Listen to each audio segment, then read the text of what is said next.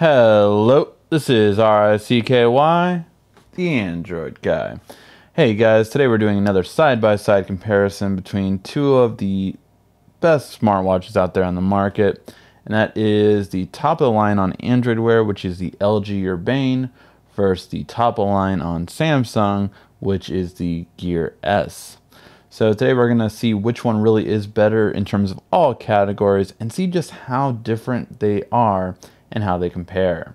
Let's get to it.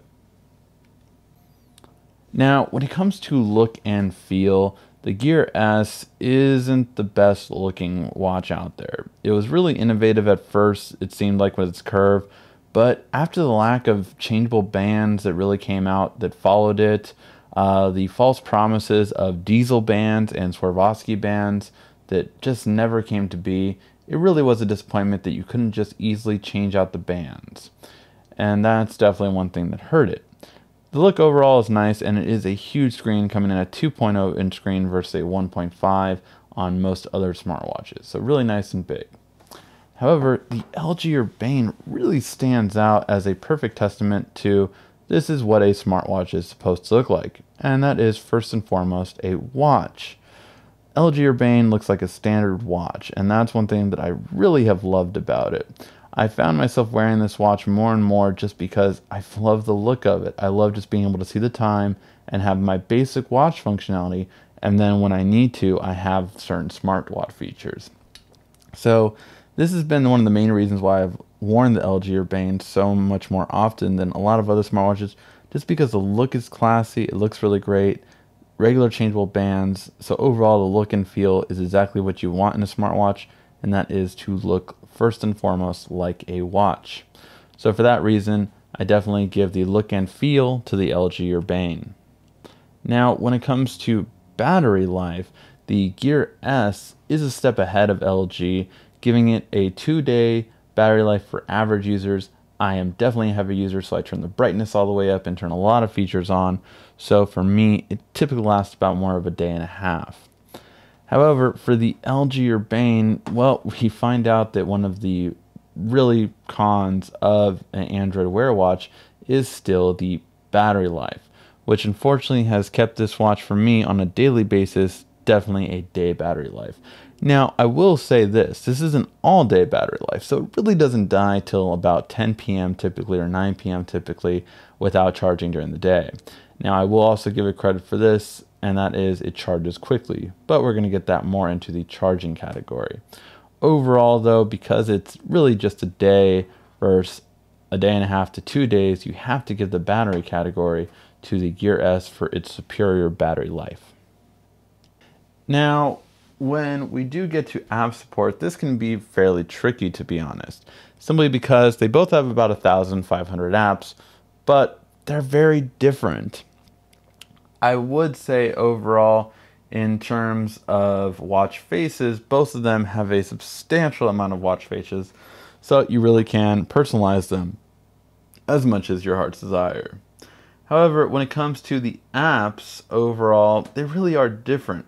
For instance, on the LG watch, you have useful apps such as Amazon, American Airlines, of course, Google Maps, and really nice things that you have the full ecosystem of Android on here, and that really pairs well for certain apps. However, with the Gear S, you also in turn have really good apps as well. Not necessarily from the Samsung ecosystem, but just apps such as Yelp, full web browser, third-party apps that work with Instagram, Facebook, and Twitter, which both have, but it just seems to fit better on this sort of design with a bigger screen than this one will. You can even watch YouTube videos on here. So for that reason, overall, I do have to call this one a draw, because although they both have their own useful apps, they are very different between each other in these apps. So it really just depends on which kind of apps you're looking for, on which kind of watch you'll end up getting. Now, when it comes to charging, these two devices both have their draw and flaw. Yes, with the LG watch, you have a magnetic charger, which is really nice because it just goes so easily on it, and it doesn't ever have that lack of just connection. It just always will have that magnetic click and simple and easy. However, there is a miss here, which is present on here. So the Gear S charger isn't actually just a proprietary charger. It's actually a battery backup pack, which doubles the Gear S's battery life. So as soon as I attach it, it will in a few seconds be able to charge the watch, which is just a great feature. Now the problem with this is the clip sometimes doesn't stay in anymore after having this for about almost a year now, and it just has worn down. It's just not clicking as well as it used to. And that is the downside of this, whereas the magnetic hasn't had that issue. So although I do love doubling the charge, and I love the magnetic click, if these two would be together, well, then we would have the perfect charging capability. However, they don't, so for that reason, I will call this one a draw. Do you want the better connection, or do you want to double your battery life with your charger? The choice is yours. Now, when it comes to the input method on both of these devices, you do have one-handed usage capability because of their voice. So on the LG, you can say, "Okay, Google," and it will function immediately on your wrist. On the Gear S, you can say, "Hi, Gear," and it will do the same. So this is a really great feature. However, you do have to give Google credit that it is better at voice recognition. It just really is. It's far superior to the S voice. And I feel if there is one thing that Samsung could put on this Gear S from Android, it would be the voice capability, just because it's much more accurate on Google. And secondly, of course, Google Maps. But I digress. With those functions, you really have to give it to the LG for voice input. However, there's a big difference between these two, and that is that the Gear S has more than one way of input. And that is that you can actually use a full keyboard on the Gear S. Heck, you can even more easily send emojis, which is something that you can now do on the latest version of Android Wear, but I just don't think it's still as easy as just literally adding the emoji on there. Overall, I wish it really was better on both, this with the voice recognition and the LG with having a keyboard that really functions, because this one is just the right size to be able to use with swipe functionality as well, and that just really helps out overall. So overall, I would give this one a draw. LG having the better voice input, whereas the Gear S definitely has the keyboard input. Depending on how you want to normally input to send something, that will depend on you which one is better. For the call and text category, well, this is a no-brainer. LG's Android Wear can only text message if you're using Hangouts as your default text messaging app. If you're not, well, then so long, because you cannot do that. You also can only pick up a call to pick it up on your cell phone, which doesn't answer in speakerphone. Why would it answer in speakerphone? Beats me. The Gear S, however, is definitely the far superior one, simply because, yes, you can answer a call on the watch, which just makes perfect sense for any smartwatch. Every smartwatch should give you the ability to pick up a phone call on the watch. Not to mention the fact that the Gear S, of course, also has the better text messaging with the default text messaging app being allowing you to text message anyone very simply and easily with the keyboard or voice text or anything such as that. So for that reason, the Gear S will do better at the call and text capability. Now, when it comes to the extras category, this was a really tough one.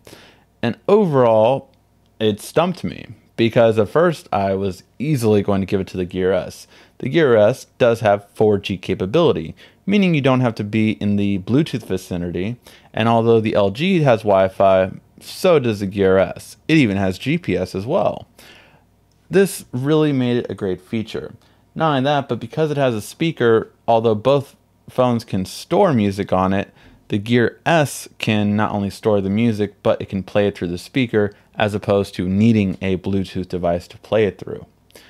Now, the benefit of the Gear S as well is going to be that with 4G, I can go to the gym, use this watch, store 100 songs on there, pair it to some Bluetooth headphones, and my phone in my car or at home will forward everything to this watch.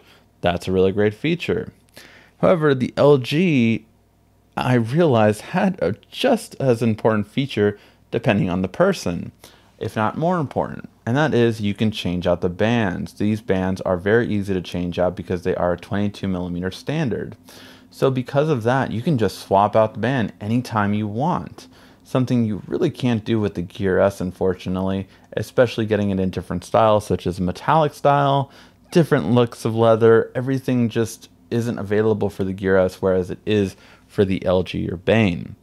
So for that reason, I have to end up calling this one a tie. It depends on what extra you want.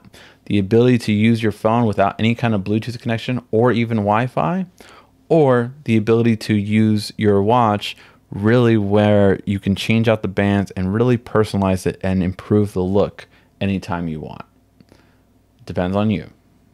Finally, we go to the price point. Now, the price point is tricky because the LG Urbane is $349 everywhere. Very simple and easy. The Gear S, however, is a bit different.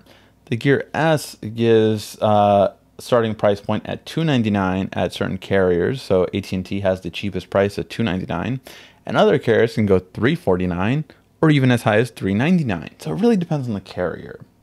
However, one thing that I've always stressed with anyone that watches the show is the AT&T one comes unlocked, which is a great feature, of course, because what this means is you can buy it at AT&T and then even use it on T-Mobile or on a lesser carrier even. Just one of the prepaid carriers that you can put an HSPA SIM card in, a GSM SIM card. So for that reason, the Gear S starting at $299 has to win the price point, just because for $50 less, you can buy it outright and it's an unlocked watch with 4G capability. So for that purpose, in terms of price point, the Gear S will take it. Alright guys, this may have been one of the most ties we've ever had in a side-by-side comparison, but breaking it down, the Gear S did win in the battery life, calling and text category, and the price point category. For those purposes, the battery life is longer, calling and texting is much easier on the Gear S, whereas you can pick up your phone call on your Gear S and you cannot do that on the LG. Price point is easily better on the Gear S because it's $50 cheaper. However, the LG Urbane did win on the look and feel category, so you have to give it there. Now, as I said, we had many ties.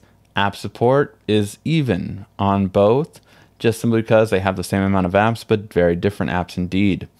Charging is again even, simply because the Gear S has a battery pack that doubles your battery life, but the LG Urbane won't wear down with its magnetic connection that is very easy to click.